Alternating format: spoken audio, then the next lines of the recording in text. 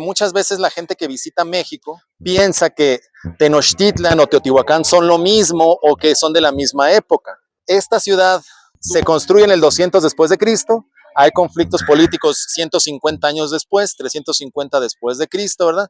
Parece ser que tuvo un gobierno con una clase dirigente que estaba pegado a lo religioso. Parece ser que había 4 linajes en los 4 sectores de la ciudad, ¿verdad?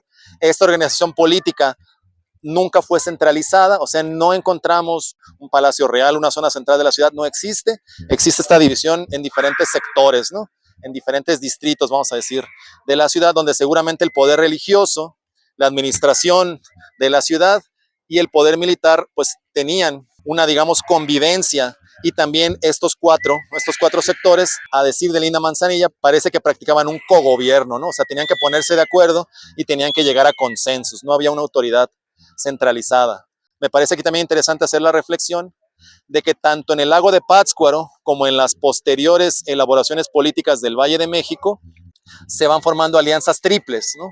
A lo mejor no eran 4 sectores sino 3, o a lo mejor vieron que no les convenían una alianza de 4 e hicieron de 3, pero el Irechecua, en Michoacán, ahí sí se centraliza el poder y empieza esta civilización imperial. En Teotihuacán nunca se llegó a eso, ¿no? Esa civilización imperial. Más bien, hubo conflictos internos, hubo incendios alrededor del año 550 después de Cristo, hubo conflictos políticos, empezó a escasear la comida, el agua, empezó a decaer el nivel de vida en la ciudad, y aquellos pobladores que habían venido de tierras lejanas a vivir aquí, ahora sucedía el efecto contrario. Después de 650 después de Cristo, se fueron a habitar todo el resto de Mesoamérica. Entonces tenemos presencia de teotihuacanos que salen de aquí a fundar otras poblaciones o a vivir en otros territorios. Para el año 800 después de Cristo vivían ciertos grupos, seguramente provenientes del Bajío, seguramente de origen yutonagua, que ocupaban esta ciudad ya decadente, ya en ruinas, y para el 900 después de Cristo este lugar ya está totalmente abandonado, ¿no? Es decir, prácticamente 6 siglos antes de que llegara Hernán Cortés, ¿verdad? Y de que empezara esta última de las oleadas humanas que llegó a este continente, ¿no? Es decir, con el arribo de nuestros ancestros españoles a partir del siglo XVI, ¿no? Entonces, ya en los 1500 es cuando se encuentran, pues ahora sí, con una elaboración política que es la Xcantlataloyan, con sede en Tenochtitlan, ya se encuentran los tlaxcaltecas, ¿verdad? En el siglo XVI, y a partir de ahí, luego a los tarascos, a los purépechas en Michoacán, pero ya son unidades políticas distintas, son realidades culturales distintas, ya han pasado 7 siglos después del abandono de Teotihuacán.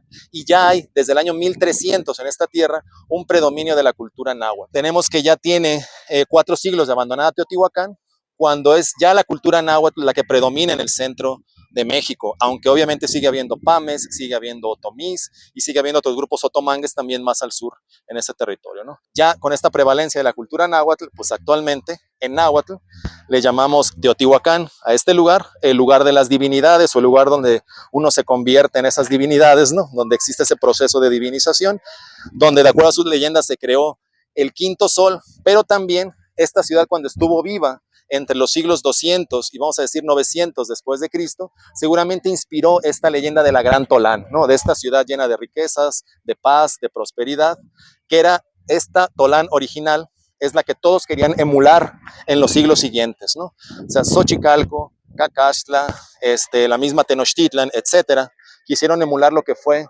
Teotihuacán o la llamada Tolán original. Y aquí estamos culminando en la Plaza de la Luna, al final de la Calzada de los Muertos. Así que, pues esta es la magnífica ciudad de Teotihuacán. Muchas gracias. ¡Bravo!